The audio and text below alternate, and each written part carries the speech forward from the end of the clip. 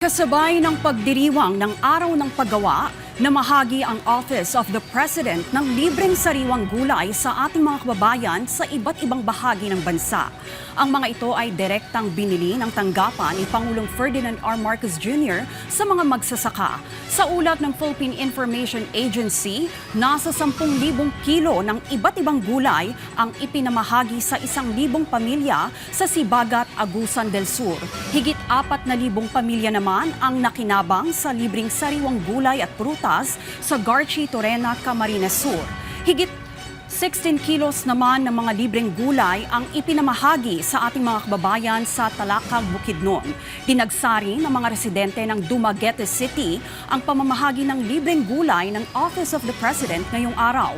Ang naturang hakbang ng tanggapan ng Pangulo ay layong maibsan ang gastos ng ating mga kababayan sa pagkain at direkta rin na tulungan ang mga magsasaka.